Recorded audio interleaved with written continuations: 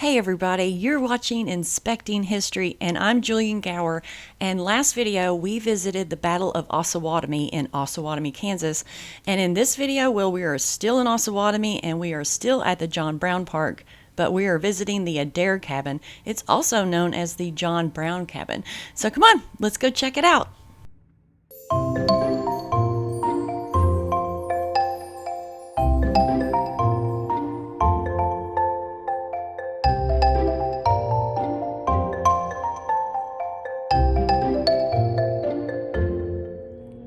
This cabin was moved here to this park in 1912, and in 1928 the stone building was erected to protect the cabin, and it says that it is the John Brown cabin, but it belonged to his half-sister and brother-in-law, Samuel and Flora Adair, and John Brown, he was only here for a very short time.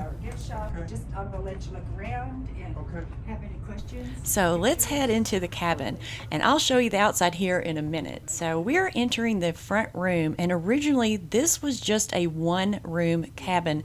It was added on to later, and it was built in 1854, and it originally was about a mile west of here.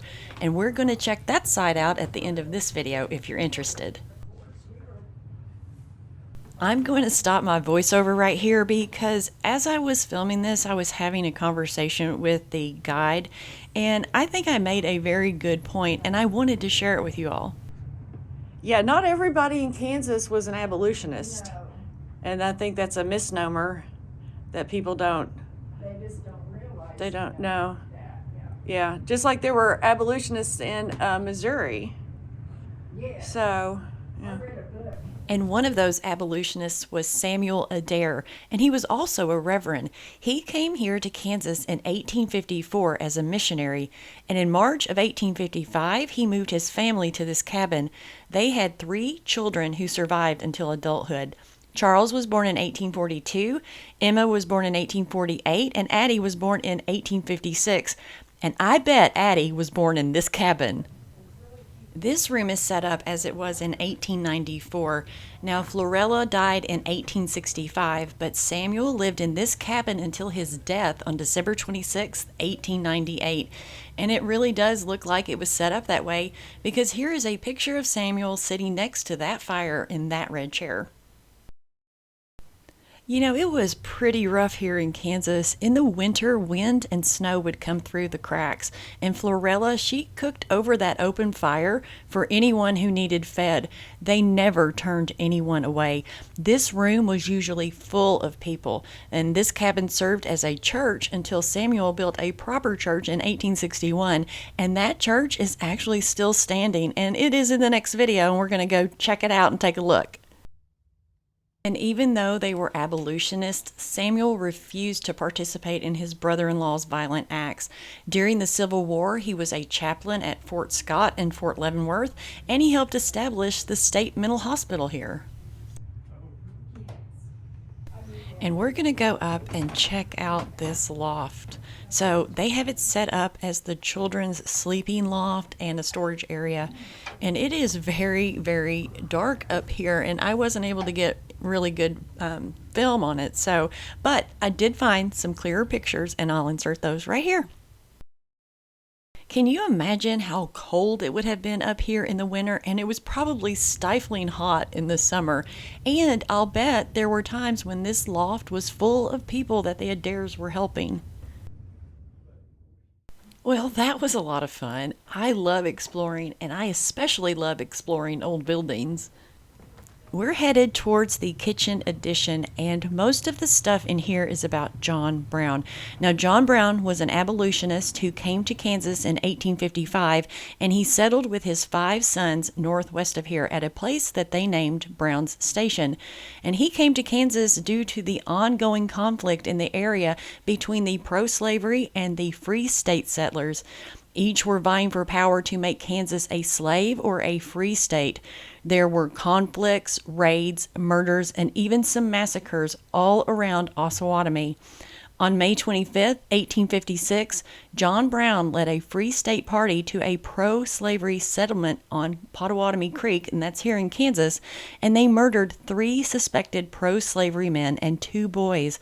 And this was just one of the many conflicts that John Brown was a part of.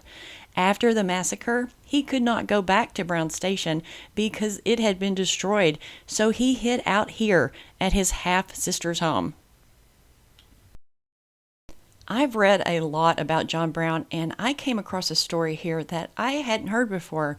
John Brown's father was very much against slavery, but John Brown said that his hatred of slavery began when he was visiting relatives, and there was a slave boy about his same age, and they must have gotten along or had some sort of affinity towards each other, because the next morning, when that boy's master beat him with an iron rod in front of John, he said that that was the turning point for him. He felt so much anguish for that boy. He vowed that he would do whatever it took to end slavery. Sometime in the mid-90s, vandals broke in and stole artifacts, and then they set this cabin on fire.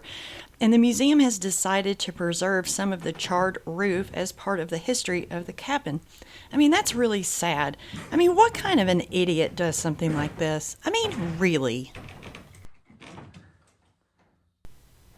Of all the artifacts in this museum, I think these are my favorites because these items, they belong to John Brown. This is John Brown's saddle.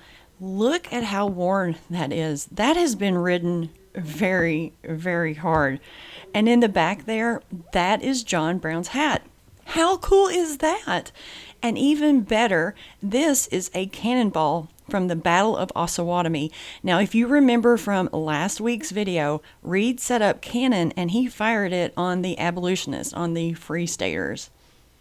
And this is John Brown's telescope, and I wonder if he used that at John Brown's lookout. I bet he did. And if you haven't seen that video, I'll leave a link at the end of this one.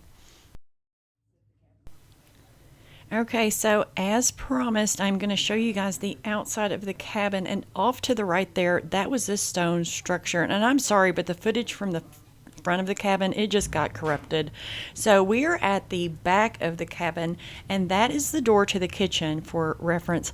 And we're just going to come around here, and we're just going to see what's over here on this side. Oh, it is a bathroom. Well, okay. You know, I do think it's great that they've enclosed this cabin. It will protect it from the elements and hopefully any more vandals.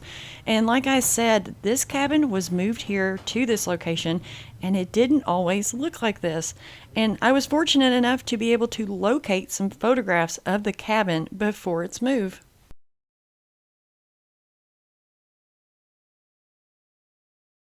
We are now about 1 mile west at the original site of the cabin, and that marker reads, "Near this spot fell Frederick Brown, son of Captain John Brown. He was killed on the morning of the Battle of Osawatomie, August 30th, 1856, by a scout of the advancing pro-slavery forces." Near here also is the original site of the John Brown cabin, which is now located in the Memorial State Park in Osawatomie, Kansas. Osawatomie has some amazing history. So we've already seen the Asylum Bridge. We've seen part of the old state mental hospital. We've seen the Battle of Osawatomie. We're now looking at the Adair cabin, and next video is all about the rest of the history here in Osawatomie. Yes, there's more. So I will see you guys then. Thank you guys so much for watching. I appreciate it. Bye now.